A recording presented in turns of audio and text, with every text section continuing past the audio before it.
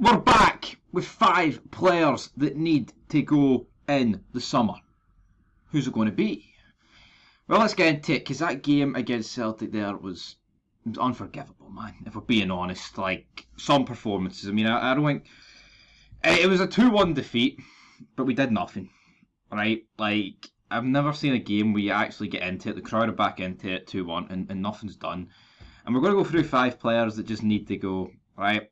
In numero uno, I'm going to start with Glenn Kamara. Now, there's been a bit of banter over the years. I said £20 million on him, but some of his tracking back, his ability, I mean, in terms of that, it's shocking. Like, he's just jogging about. Like, seeing you see the energy in the Celtic midfield, then you look at our midfield without, Raskin, it's night and day. And I get it, there was a few players that were put in there that were injured, right? So, but again, I still feel like Lundstram's been shite all season, so that works with Tillman, I think.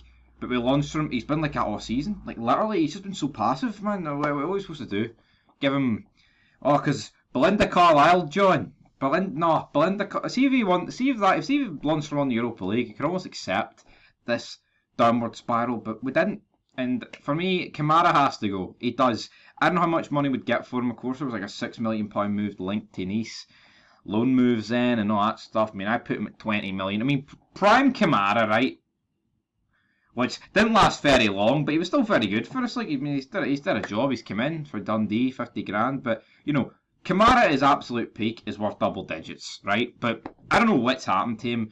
Under Gio, he just went to shite, and then he turned up for a few Europa League games, and that was it. I mean, most notably, the goal against Leipzig. So hit him. He is numero uno that has to go. In terms of player number 2, I'm going to go with Scott Wright. Now, I'll admit, yesterday I said when the ball came out left and it hit Kolak, then Wright fucked it up, and I said there was no excuses for that. Apparently that was Barisic. I don't want to rewatch it, right? But apparently that was Barisic, so I admit to that I got that wrong. I got that wrong. So therefore, what's it going to be for Scott Wright? I'm sick of him. I'm truly sick of him. I think he needs to go, and I'm not going to waste any more time here. Scott Wright needs to go. He's just not Rangers quality. Player number 3, I'm going to go with Big John Lundstram. Oh, I know he's not been in that long compared to other players, but see, at the same time, to me, it doesn't matter if you've been in 10 years or 2 years, unless you're young. Lundstram just looks done. He looks like a 38-year-old. He does. Like, him and Kamara literally look like they're 10 years older than what they actually are. And again, I think, no. Like, you saw the legs difference when Raskin and Jack come on. I know you could put that down to fitness and, they're just on, they're fresh. But no, the midfield was shite for the get-go. Our future's Raskin.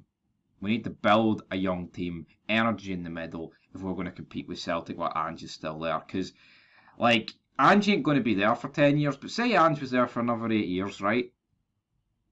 And literally every signing they make, they don't sign duds, apart from like Iraguchi. There is a real chance, and people will be like, oh no, you're jumping to conclusions. There's a real chance that Celtic could do 10 in a row under Ange if he stayed. I don't think he will stay.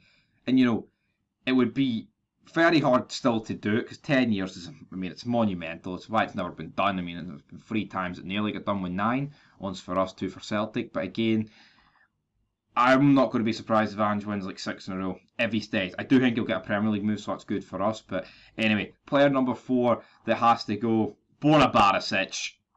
I'm done with the crossing, and he's good at crossing. Sometimes the crossing's abysmal, right? His defending has been wank for ages. He's got to go, in my opinion. And yeah, that's about that. And player number 5, maybe most surprisingly, but James Tavernier has to go. I get it, he's the captain, right? He just got inducted into the Hall of Fame. But we should get rid of him while we can make money for him, because what age is he? 31, 30? Like, he's not gonna keep a massive value for much longer, for being honest. And I think if you were going to sell him, it would have been in the summer there. And like, I haven't really wanted to admit it, even though I have admitted it on occasions. But people bury him for his defending. And I was like, but he's good going forward and blah blah blah. He gets goals and assists, but he truly is shite at defending, and I can't really say anything up to defend the guy. I can't, man. The guy is pish, right? I hold my hands up. He's shite. and I think we should get rid of him, cash in for a few million. And I did say though, he is worthy of the Hall of Fame status. He came with us for like, you know, the shite days and then up to winning title 55. But again, his defensive ability is fucking shocking, and if he wasn't captain, I think Define would be playing over him, and that's my opinion. But anyway, guys, I want you to leave your thoughts down below. That is 5 Rangers players that need to be sold in the summer. And until next time, peace. Oh yeah, shite.